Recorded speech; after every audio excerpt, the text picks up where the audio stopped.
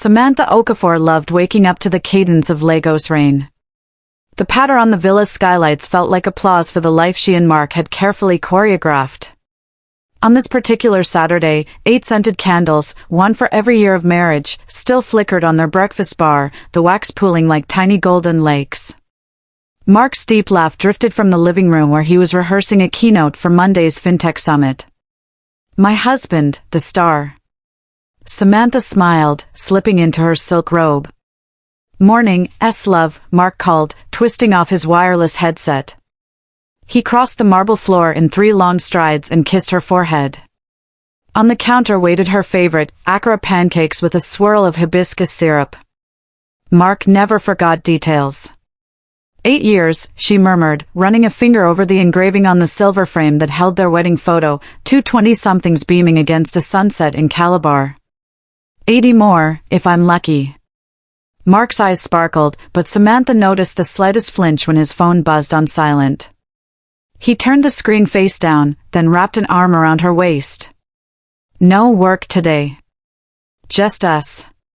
They spent the afternoon browsing art stalls at Freedom Park, sipping Zobo under palm frond umbrellas, laughing about everything and nothing.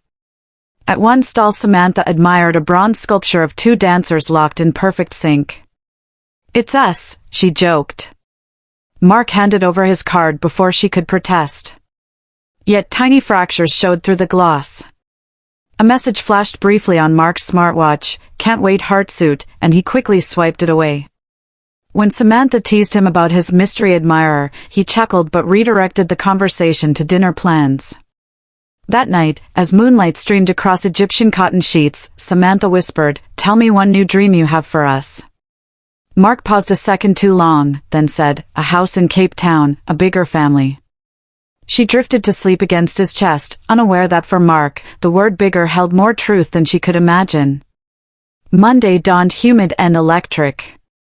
Samantha's alarm blared at 6 a.m. Yoga at Sunrise Studio was her sacred fix before a week of editing fashion editorials. She stretched, kissed a still sleeping Mark, and glided downstairs. Halfway to the car she realized her phone was missing, but the sky was turning a citrus pink and she was late. It can wait 2 hours. Mark's Tesla was gone when she reversed out. Early start, she noted. The estate's gates yawned open, Lagos traffic already snarled like restless dragons. In the quiet of the studio, Samantha's mind wandered. She practiced breathwork, inhaled trust, exhaled doubt. Back home an hour later than planned, she pushed open the front door, humming to herself. Something felt off. The alarm hadn't been set. In the kitchen, Mark's favorite coffee blend steeped in the French press, still warm. Did he double back? She wondered. Her phone lay on the hallway console, notification banner flashing dozens of missed calls, from an unknown number and from Mark. Her stomach fluttered. As she reached for it, Mark's voice boomed from the doorway. He looked startled, laptop bag slung over one shoulder. "Sammy! Didn't expect you back so soon. Class ran long." She lifted the phone. "Looks like I missed a mini meltdown." "Client crisis," he said, eyes too bright. "Needed a file on your phone." He strode over, fingers brushing hers as he grabbed the device a tad too eagerly. Samantha caught a glimpse of an open chat, a profile picture of a smiling woman, message preview reading, "Yesterday was unforgettable, face blowing a kiss." Mark's thumb slammed the power button. "Battery's low," he muttered. "I'll charge it upstairs." He kissed her cheek, cold, quick, and was gone. Samantha pressed a palm to her sternum, grounding herself. Breathe. Inhale trust. Yet for the first time, the mantra rang hollow. Tuesday evening the villa glowed with warm light, but inside Samantha felt a draft of unease. She simmered a goosey soup while Mark leaned against the counter scrolling through his phone, screen angled away. "Big presentation tomorrow?" she asked, ladling soup into bowls. He said without looking up. A ping, another message. His shoulders twitched. They ate in near silence, spoons clinking porcelain like distant church bells. Samantha cleared her throat. Remember Adi's wedding next month? We need to RSVP. Mark's spoon paused midair. Right. We'll talk later. He swallowed hard, eyes darting to the balcony. After dinner, Samantha found him outside, city lights glittering below. He was on the phone, voice low, words clipped. She stayed in the shadows near the curtains. I told you, not tonight. She's here. A pause, a female voice crackled faintly. Mark sighed. Thursday, then. The usual place. Don't message me again till morning. Samantha felt as though the teak floorboards tilted beneath her. When Mark hung up, she slid the glass door open as if arriving that moment. Mark? Everything okay? He spun, forced a smile. Just logistics for the summit. Must be some summit, she said, trying for lightness but hearing the tremor in her voice. He reached for her hand. Sammy, the next few weeks will be crazy. Promise me you won't worry. His reassurance tasted like sugar over rust. She nodded, but deep inside, suspicion bloomed like dark mold creeping across a pristine wall. That night sleep evaded her. Mark snored softly at 2 a.m., phone screen glowing face down on the nightstand. Samantha, pulse hammering, reached for it, but stopped. If I cross this line, everything changes. She curled into a ball, wondering when her marriage had started feeling like a locked room with no windows. Wednesday brought Lisa, best friend since secondary school, human lie detector, and unfiltered truth serum. She arrived with pinot, plantain chips, and a raised eyebrow. Girl, you look like you haven't exhaled since Monday, Lisa said, kicking off heels. Samantha laughed too loudly. Work's nuts. Work, my left lash. Lisa poured wine. I spotted your dear husband last Friday at Noir on 5th. Samantha's smile froze. Yeah, he mentioned meeting investors. With a leggy investor in a scarlet jumpsuit whose hands never left his. Lisa leaned in. I wasn't going to tell you, but you need to open your eyes. A cold hush settled. Samantha rotated her glass, watching red liquid cling to the rim like blood in a centrifuge. Mark wouldn't. Lisa squeezed her arm. Denying what we feel only delays the pain. Ask him point blank. Just then Mark called from Dubai, where he'd flown for a last-minute pitch, so he said. Samantha put him on speaker. Hey babe, Mark's voice boomed. In the background, muffled chatter and what sounded like a woman's laughter. Who's with you?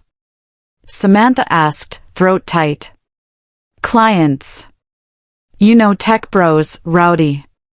He chuckled. Love you. I'll be back tomorrow night. When the line clicked off, Lisa mouthed, tech bros, my foot.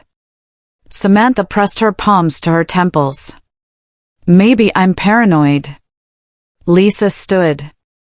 Paranoia is imagining burglars in the closet. This feels like smelling smoke in the hallway. You gonna wait until the flames reach your door? Silence swallowed them. Finally Samantha whispered, what if the truth burns everything down? Then we rebuild, Lisa said. But at least you'll be breathing fresh air, not smoke. They sat side by side on the couch, wine forgotten, as rain hammered the windows. Thunder growled like an omen. Samantha's mind replayed every suspicious glance, every late night, each flicked away notification. The puzzle pieces no longer fit the picture she'd cherished. The frame itself seemed warped. Before Lisa left, she pressed a USB recorder into Samantha's hand. Just in case.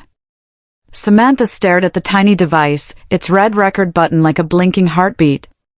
Thursday night. Mark still in Dubai, flight delayed. Samantha paced the bedroom, the villa too silent, her thoughts too loud. She set up Lisa's recorder on the dresser, uncertain why but craving control. Midnight struck, wind rattled the balcony doors. Her eyelids drooped just as whispered words seeped through the darkness. Samantha jolted awake, Mark's side of the bed sunken slightly, but empty. Impossible, he's overseas. Heart galloping, she followed the murmur out to the balcony. There, silhouetted against lightning, stood Mark, phone pressed to ear. How is he here? So you're sure she buys the Dubai story? He whispered. A soft giggle drifted from the speaker. Baby, she's clueless. Samantha recognized the voice from the Noir Club rumors, low, syrupy, confident. Mark chuckled. 2 more weeks, Jess. Then the promotion deal closes, I get my bonus, and we can disappear to Zanzibar. Samantha's gasp ripped through the storm-thick air. Mark pivoted, face draining of color. Sammy, this isn't what it sounds like. Sounds like betrayal, she said, voice shaking yet razor-sharp. Wind whipped her hair as thunder cracked overhead, dramatic as a Nollywood climax. She held up the tiny recorder, its red eye blinking. Start talking. Mark swallowed. It's complicated. Make it simple. Jess's voice squawked through the phone. Mark? Who's there? Samantha snatched the device, switching to speaker. His wife. Who are you? Silence. Then a click. Call ended. Mark stepped forward. Jess is a mistake. One I was ending. When? Before or after Zanzibar? His shoulders sagged. It started 3 months ago. The company's IPO stress, she listened. I was weak. Weak is forgetting an anniversary. This is war on your vows. Tears blurred her vision but she held firm. I gave you trust, Mark. You cashed it in for cheap thrills. Lightning illuminated his tear-streaked face. Sammy, I love you. Let's fix this. Therapy, counseling, whatever. A sob tore from her throat, half fury, half heartbreak. You didn't just cheat on me. You made me doubt my sanity. She backed away. Sleep in the guest room. Tomorrow we'll decide how this story ends.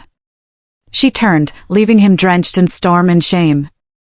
Inside, she locked the bedroom door, collapsed against it, and wept until dawn's first light teased the curtains.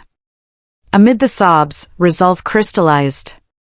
The marriage she thought perfect was a facade. But she would not crumble, she would rise, armed with truth and, soon, undeniable proof. Friday dawned with the promise of calm. Samantha slid into buttery soft driving gloves, determined to surprise Mark with Accra sliders from the farmer's market. She loved the thrill of spontaneous romance, maybe it could patch last night's rift. With upbeat Afro-soul pouring from the radio, she wound through Ikoyi's mango-lined streets, rehearsing a cheerful greeting. The market buzzed, aroma of sizzling pepper stew, vendors calling out prices. She bought warm sliders, fresh papaya, and Mark's favorite Ethiopian roast, imagining his grateful grin. Halfway home her yoga instructor sent a text, class cancelled, studio flooded. A universe that conspired in small ways, she thought, smiling at the coincidence. At the villa's gate the security guard, Kunal, raised an eyebrow. Madam, I just let Olga Mark in few minutes ago. Thought Una travel together? Change of plans, she said, pulse quickening. She pulled into the driveway and noticed Mark's Tesla Askew, as if parked in a rush. The scent of his cologne wafted down the hallway, mingling with freshly brewed coffee. Good, she told herself. He's home, we'll talk. Yet the silence felt staged, like a still life painted to deceive. Balancing the breakfast tray, she towed off her flats and moved toward the bedroom. Half-empty champagne flutes littered the dining table. A heel, size 38, not hers, rested on the carpet like an abandoned secret. Her fingers tightened around the tray handle, knuckles bone-white. Her phone buzzed in her pocket, Lisa. Samantha declined the call, drew a breath laced with dread, and inched down the corridor. Faint music drifted through the house, a sultry Afrobeats track she didn't recognize, one she'd never heard Mark play. Trust the smoke, Lisa's voice echoed in her mind. Heart thudding, Samantha crossed the threshold where her perfect life was about to combust. The bedroom door stood ajar, light spilling across the hallway like molten gold. A woman's laughter, a melodic chime, danced over the music. Mark's deeper chuckle followed, intimate and unguarded. Samantha's mouth went sand-dry. She set the breakfast tray silently on a console table, palms sweating. Careful, the woman giggled. Champagne on silk sheets is a tragedy. Then we'll just replace the sheets, Mark whispered, tone playful, indulgent. Samantha's vision tunneled. Open the door, end the doubt, her mind urged, yet her feet rooted to the marble. She pictured her wedding day, Mark lifting her veil, promising forever. The memory clashed with the present, sparks flying in her skull. Another feminine sigh. The mattress creaked. Samantha's muscles obeyed an ancient instinct, she placed one eye to the crack. A pale rose glow colored the room. Mark sat shirtless against the headboard, pouring champagne into crystal flutes. Across from him lounged a woman with honey-brown skin and glossy braids, Jessica, wearing Samantha's anniversary robe. Every intimate detail screamed ownership, erasing 8 years of marriage like chalk under rain. Jessica traced a finger down Mark's chest. Think she suspects? He kissed the finger. I handle everything. She trusts me. Samantha's knees trembled. Her palm grazed the door, pushing it a hair wider. A floorboard groaned, laughter ceased. Mark's head whipped toward the sound, eyes widening. Jessica shrank, clutching the robe. Samantha straightened, spine rigid as a spear, and let the door swing open. Time fractured into jagged frames. Mark's champagne flute slipped, liquid arcing in slow motion, glistening like liquid stardust before shattering on the hardwood. Samantha drank in the tableau, her husband half naked, their bedsheets tangled around strange legs, her robe cinched at another woman's waist. Mark found his voice first, papery, unraveling. Sammy, this isn't. Don't name me, she hissed, the words like frostburn. Her ears roared, everything else fell mute. She stepped inside, glass crunching under her flats. Jessica scrambled to cover herself, but Samantha didn't spare her a glance. Her focus bored into Mark. You flew back early, she said, tone eerie calm. Why? So you could rehearse betrayal on home turf? Mark opened his mouth, no sound came. Tears pooled in his eyes. Samantha almost laughed at the irony, he wept, while she felt corpse still. Jessica spoke, voice quavering. Samantha, right? I thought you were separated. He said. Samantha turned slowly, eyes blazing. Get out. Jessica gathered clothes with fumbling hands and darted barefoot through the balcony door, disappearing into the humid afternoon. The bedroom door clicked behind her, leaving husband and wife encased in electric silence. Samantha's throat convulsed. She wanted to scream, but another urge, icy and precise, won. Without breaking eye contact, she walked to the vanity, withdrew Lisa's recorder, and pressed play. The device spilled Mark's balcony conversation from the night before, his promises of Zanzibar, his mockery of Samantha's trust. Mark crumpled to his knees. Please.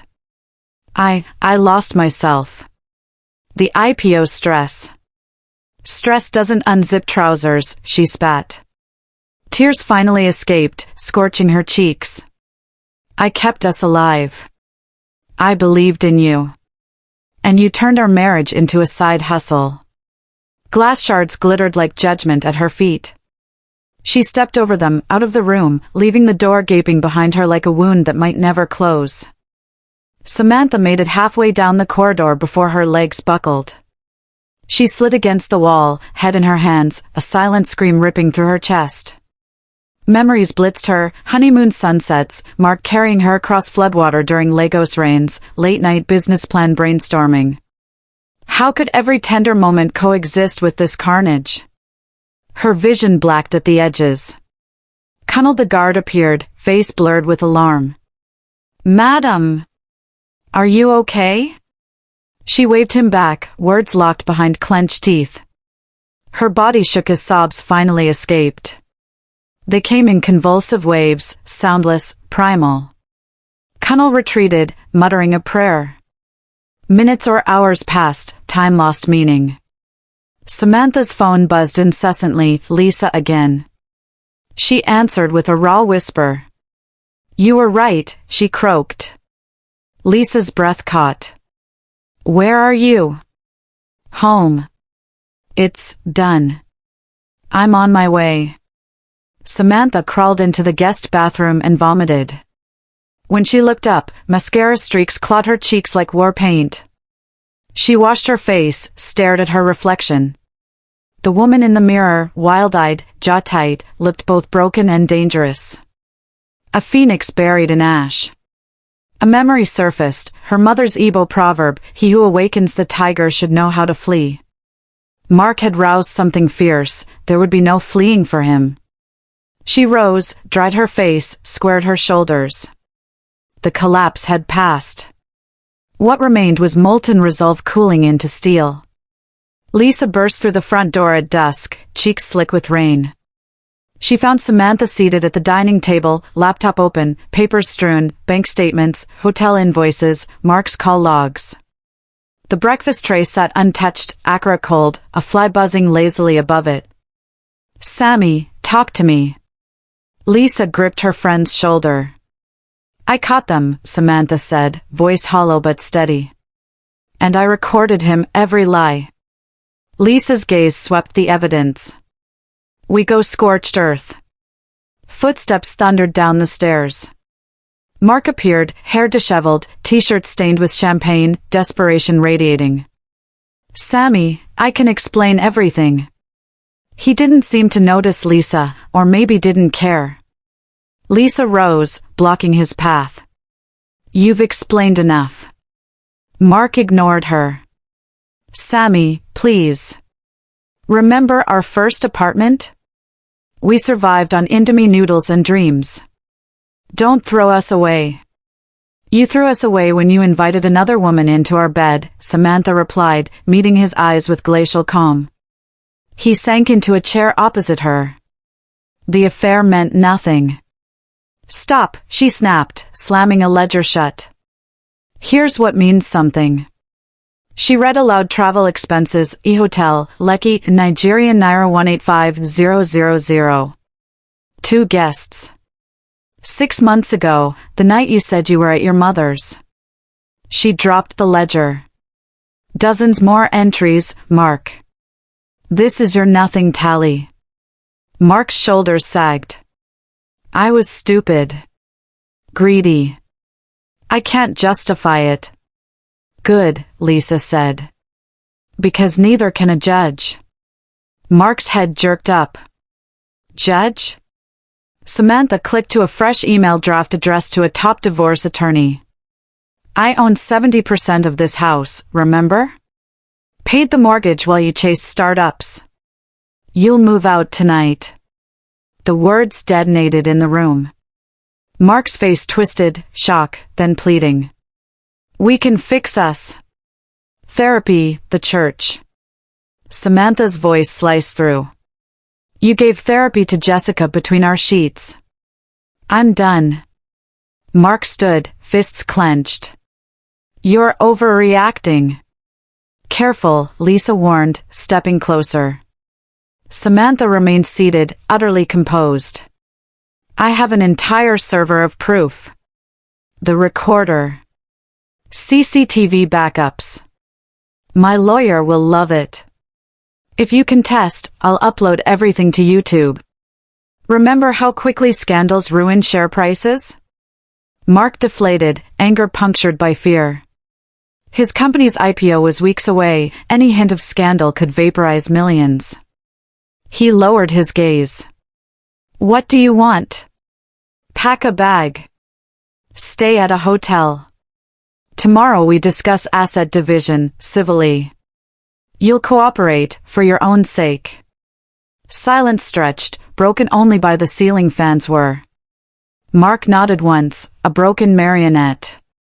He trudged upstairs. When his door shut, Samantha sagged. Lisa caught her. "You are magnificent," Lisa whispered. Sam's voice trembled. "I feel nothing, and everything." "That's power reclaiming its seat," Lisa said. "He doesn't know it yet, but you just rewrote the ending." Outside, thunder growled anew, but Samantha felt oddly serene. She opened a new tab, YouTube, and typed, "Betrayed Wife Diaries, Episode 1. The upload button waited like an invitation to rebirth. Warm evening air wrapped the city in a humid shroud as Samantha stuffed clothes into an overnight bag with the mechanical urgency of a bomb squad technician. Mark's suitcase still sat open in the hallway, its careless sprawl mocking her. He was gone, hotel unknown, lies abundant. Keys. Laptop. External hard drive containing every damning receipt. She slung the bag over her shoulder and hurried outside where Connell held the gate.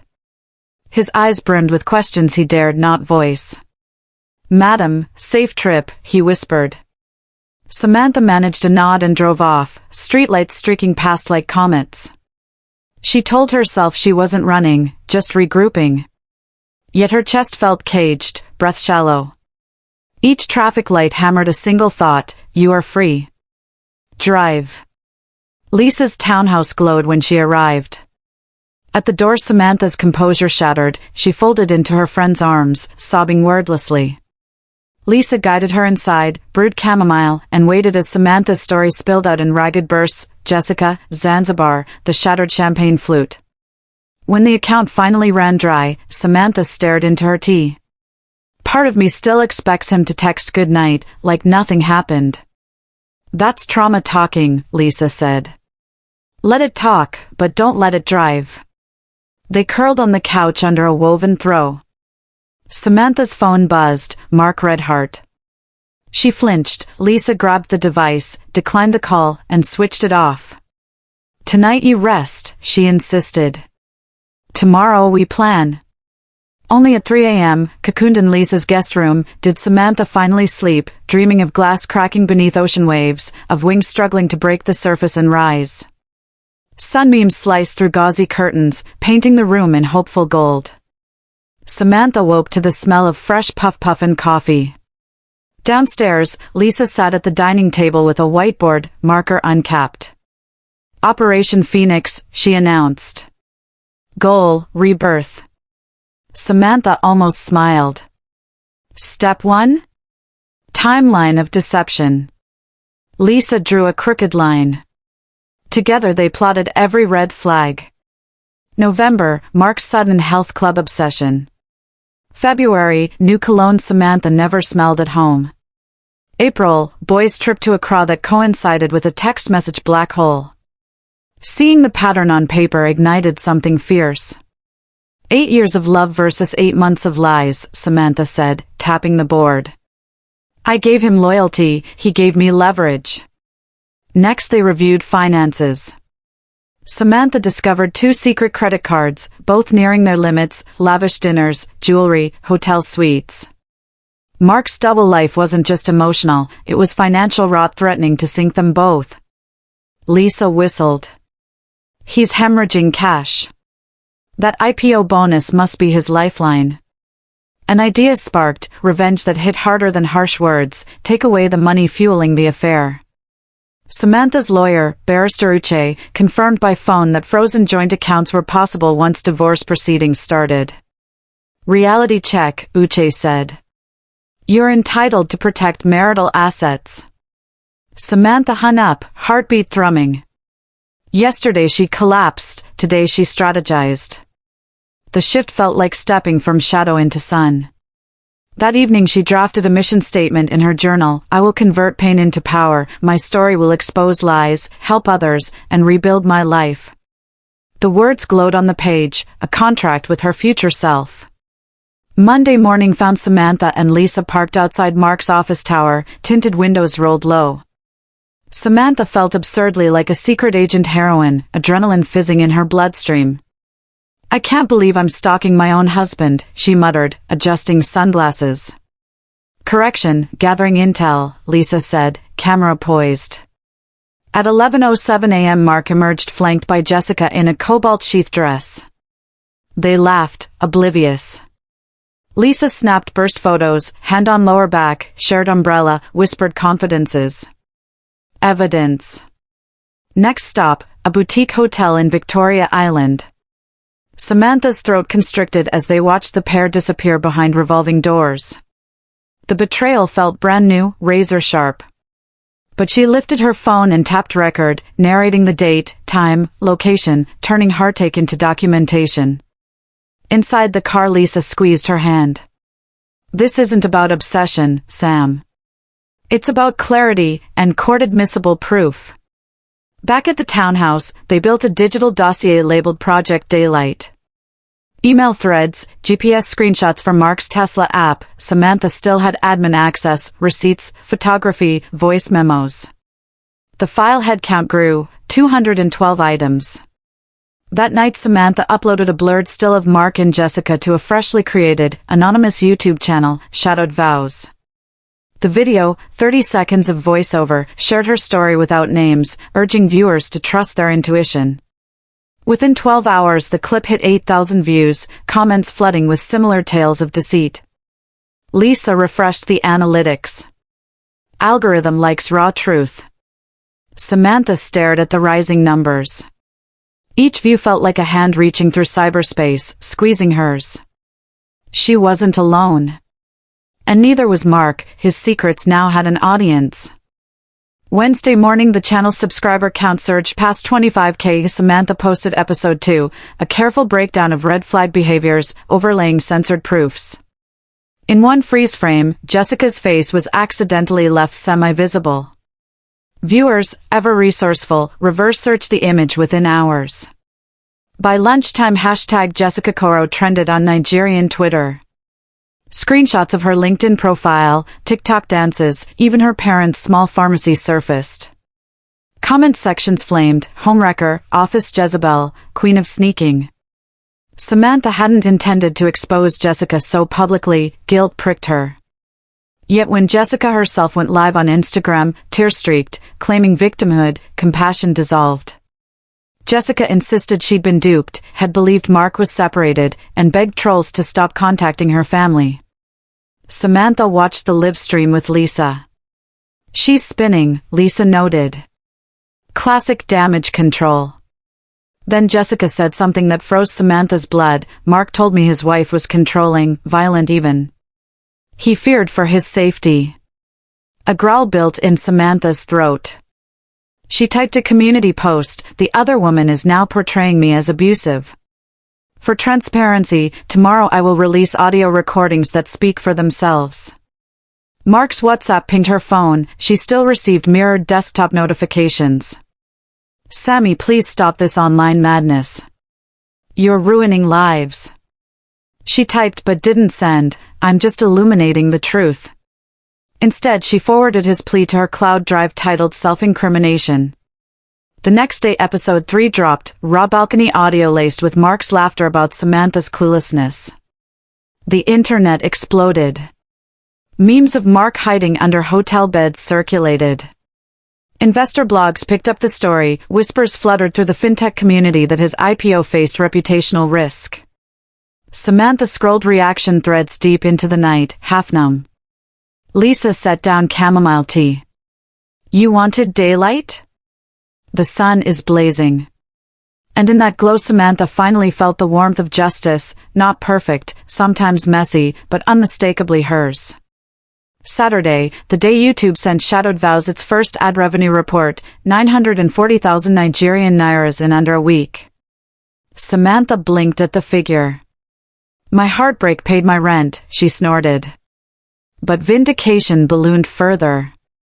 A popular morning show producer emailed inviting the anonymous betrayed wife to discuss digital solidarity among women. Samantha weighed public anonymity against amplified impact. That quandary was interrupted by barrister Uche's call. Mark's lawyers want mediation. He'll concede primary residence and half his stock options if you pull down the videos. Samantha's pulse leapt. Half his options equaled millions. Still, taking the videos down felt like erasing hard-won truth. She asked for time to decide. That evening, she live-streamed to 60K viewers, voice altered, face in shadow. "What price is silence?" she asked the chat. Comments flooded, "Don't fold, take the money and the story." Lisa paced behind the ring light. Public pressure adds leverage. Play it. Within hours, Mark himself posted a Facebook apology, text-heavy, corporate, a masterclass in crisis PR. He confessed moral failure, asked for privacy, claimed commitment to personal growth. Reaction was savage. Screenshots of his apology juxtaposed with hotel receipts trended as #receipts over regrets. Samantha watched the carnage unfold in real time. Each like on a meme felt like another thread unspooling from the tapestry of Mark's fabricated life. Late that night, Mark called Lisa's landline, desperation cracking his voice. Samantha answered. "Name your terms," he begged. "The board is panicking. The IPO could die." She took a long breath, camera rolling silently for episode 4. "Here's what I want, Mark: the house in my name, full financial disclosure to my lawyer, public acknowledgement that you lied, and a donation to a women's shelter equal to your bonuses for the next 3 years. He sputtered. "That's extortion." "It's restitution," she corrected. "Or we can let daylight do the bargaining." A heavy pause. "Fine." Samantha hung up and looked at Lisa. Tears welled, this time not of grief, but relief. "I'm not just surviving," she whispered. "I'm architecting my comeback." Lisa grinned. "And monetizing it." Sisters are doing it for themselves. They toasted with chilled Chapman while the subscriber count ticked past 75K, a chorus of digital allies cheering the same word scrolling across the chat, "Rise." Sunday's dawn turned Mark's penthouse suite into a war room. 2 PR consultants pawed through folded newspapers while the head of investor relations rattled figures on a conference call. Mark, eyes bloodshot, stared at a projection of Shadowed Vows Episode 3, his balcony confession, looping on mute across the wall-mounted screen. Beneath it scrolled a ticker-style digest of comments. "My dad lost 4 million Nigerian nairas in their pre-IPO round. Never again. Cheating CEO lives double life, dump the stock." Pre-market chatters a nosedive, the IR lead barked. "If we can't halt the slide before Monday, the board will delay the IPO." Mark gripped the edge of the marble bar. "We buy time. Draft a statement promising full accountability. And get her to delete the videos." The head of PR exchanged glances with legal. "We tried, sir. She wants the house, half your stock options, a donation commitment." "Extortion," Mark muttered, but everyone saw the panic behind the sneer. Across town, Samantha scrolled the same comment storm from Lisa's sofa, every refresh adding thousands of views. Her DMs overflowed with stories of betrayal, media requests, and marriage counselors offering free sessions she would never need. A ding announced a direct message from a fintech insider, heard pre-IPO might tank. "Any comment?" Her thumb hovered, then typed, "Sunlight is the best antiseptic. More coming soon." She hit send and felt the collective cheer of 90,000 subscribers surge through her phone like voltage. Lisa entered with a breakfast tray. "Your latest video hit 2M views overnight. Every clique in Silicon Lagoon is gossiping." Samantha exhaled. "I don't want gossip, I want accountability, for me and for everyone they've gaslight." Just then her screen lit with an incoming Zoom request, Barrister Uche. She accepted, his face appeared, grim but victorious. "The board is frantic," he reported. "They're dispatching a delegation to negotiate in person this afternoon." "Good," Samantha said, spine straightening. "Tell them we won't meet behind closed doors. Any conversation will be recorded for my audience." Lisa grinned. Pay-per-view justice. Outside, thunderheads brewed over the lagoon. Somewhere in that storm Mark rehearsed apologies, but Samantha sensed the wind had already changed, and it was blowing in her favor. Later that day, a sleek black SUV stopped outside Lisa's townhouse. Mark emerged flanked by two gray-suited board members. Samantha set up a tripod in the living room, camera rolling, livestream ticking upward, 40K. 50K. 60K viewers. Mark entered, face waxen under studio lights. Sammy. Welcome to Shadowed Vows Live, Samantha announced, voice steady but cold. Full transparency. You asked to speak, my audience deserves to witness. Mark swallowed. I apologize for betraying you and misleading the public. I take full responsibility. A flood of angry emojis streamed up the screen. Samantha folded her arms. Responsibility requires action. Let's review yesterday's offer. She slid a printed term sheet across the table. Sign here, house in my name, 50% of your stock vested to trust, 30 million Nigerian Nairas annual donation to the Women's Safe Haven for 3 years. Board member number 1 cleared his throat. These terms are aggressive. We propose a mutual non-disparagement clause and removal of all videos within 24 hours. Lisa, off camera but mic'd, snorted. You can't put toothpaste back in the tube, brothers. The chat loved it, fire emojis everywhere. Samantha tapped the paper. I won't silence truth. Your CEO impersonated a faithful husband while leveraging my income to bankroll a mistress, plural, according to my data. My audience didn't tune in for hush money. Mark's jaw trembled. If the IPO collapses, hundreds lose jobs. Actions have consequences, Samantha replied. You gambled everyone's future the moment you turned our marriage into collateral. Board member number 2 leaned in. What if we keep the donation, transfer primary residence, but reduce the equity stake to 10% and you agree to a takedown after settlement? The chat exploded. Don't fold. Stand firm. Samantha met Mark's eyes, pleading, haunted, utterly unfamiliar now. 25% equity, permanent videos, updated with a disclaimer of settlement. Final offer. Mark whispered, we have no leverage. The board men sagged. They signed. The livestream peaked at 120K as Samantha penned her signature last, then faced the camera. This is what accountability for abuse of trust can look like. Note, we did it in daylight. The emoji confetti rained. Mark exited, shoulders bent. The audience watched a titan shrink into a cautionary tale, captured not by paparazzi, but by the wife he underestimated. 2 weeks later, the High Court of Lagos buzzed with reporters. Samantha, tailored ivory pantsuit, strode in beside Barrister Uche. Mark approached from the opposite corridor flanked by yet another legal squad, his usually tailored suit hanging looser, eyes sunken from restless nights. Inside, Judge Adeniyi reviewed the signed settlement. Both parties agreed to the decree absolute with property reallocations as per Exhibit A, he asked. Yes, my lord, the two counsels chorused. A murmur rippled through the gallery when Samantha's financial statement displayed sole ownership of the Banana Island Villa, 25% founders' shares placed in Phoenix Trust for children or charitable beneficiaries, joint accounts frozen pending audit. Mark nodded, weary. Judge Adeniyi eyed him. Mr. Okafor, you understand these terms are irrevocable? Mark cleared his throat. Yes, my lord. His voice cracked on the last word. Court adjourned. Outside, microphones thrust forward. Samantha paused only long enough to say, today proves broken vows don't break women.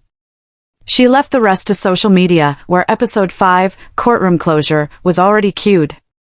By evening, Reuters flashed the headline, FinTech stars divorce settlement slashes valuation, IPO postponed indefinitely. Twitter memed Mark's silhouette beside a plummeting stock arrow. The schadenfreude was loud, but Samantha kept her celebration quiet. At the villa she unlocked the front door, her door now, and inhaled the familiar citrus sage diffuser. Kunal bowed.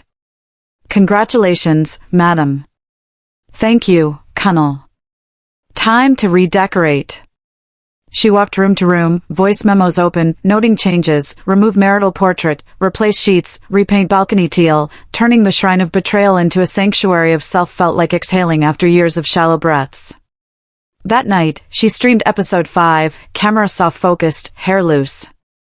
I'm home, she told 150K viewers. Not because he left, because I returned stronger. Chat messages blurred with hearts and prayer hand emojis. Across the world, women whispered to themselves, if she can, maybe I can too. 6 months later, divorce papers sealed, Samantha agreed to meet Mark one last time, neutral ground, a cafe overlooking Tarqua Bay. She chose a table beneath an orange parasol, sunrise tinting the sea rose gold. Mark arrived clutching a thin manila envelope. He looked smaller, physically and otherwise. They exchanged polite hellos. No hugs. I signed the wealth transfer docs, he began, sliding the envelope across. The first donation hit women's safe haven yesterday. Good, Samantha replied. She sipped pineapple ginger juice, calm as the tide. Mark stared at the glittering water. Every night I replay the last 8 years, wondering where I detonated us. I blamed stress, the IPO, you being too perfect. Truth is, I couldn't stand my own insecurity. Samantha listened, unexpected softness blooming, but not forgiveness. I hope you heal, Mark. For your sake, not mine. He nodded, eyes glassy. You deserve better memories of us than what I left you with. He produced a flash drive. Every photo and video I ever took of us, unedited. Keep them, delete them, whatever helps. She accepted the drive. Thank you. A gull screeched overhead. Mark rose. Goodbye, Samantha. Goodbye, Mark. He walked away, silhouette blurring into sea mist, a chapter closed without slamming or screaming, just finality. Samantha exhaled, surprised a weight remained only as faint nostalgia, like the echo of a once-favorite song. 1 year later, Lagos Oriental Hotel ballroom pulsed with camera flashes. A banner read Phoenix Foundation Gala, igniting second chances. Samantha, in a flowing emerald gown, greeted donors, tech CEOs, actresses, and dozens of ordinary women whose GoFundMe coins built the foundation's first shelter. Lisa clinked a fork against her glass. Speech time. Samantha stepped to the podium. Spotlights warmed her skin, a hush rippled. Behind her, a massive LED screen cued episode 10 of Shadowed Vows, the final one. Good evening, she began, voice steady. When betrayal gutted my life, I thought my story ended. Instead, it became my ignition. Today, the Phoenix Foundation has housed 94 survivors of domestic duplicity, funded 32 micro-businesses, and, thanks to Mark Okafor's donations, opens 2 more shelters this fall. Applause thundered. A reporter raised a hand. Any regrets about going public? Samantha smiled. None. Secrets grow in darkness. We plant futures in the light. Afterward she slipped onto the terrace overlooking the lagoon, fresh breeze lifting her curls. Lisa joined with 2 glasses of champagne. To rising from ashes, she toasted. Samantha clinked glasses. And building bonfires for others to warm by. Her phone buzzed, a YouTube notification, play button milestone achieved, 1 million subscribers. She laughed. Guess our anonymous channel isn't so anonymous anymore. Ready to show them your face? Lisa asked.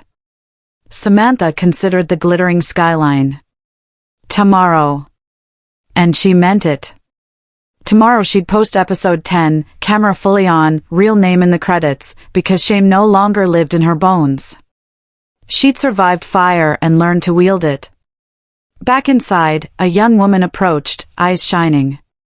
Ms. Okafor, sorry, Miss Samantha, your videos gave me courage to leave a toxic fiancé. Thank you. Samantha squeezed her hand. You did the brave part. Keep rising. Music swelled, a soulful Afrobeats anthem echoing her heartbeat. In that moment, surrounded by survivors, allies, and a future she'd forged from shards, Samantha felt peace, soft, solid, and hers. She lifted her champagne toward invisible millions who'd traveled this journey with her.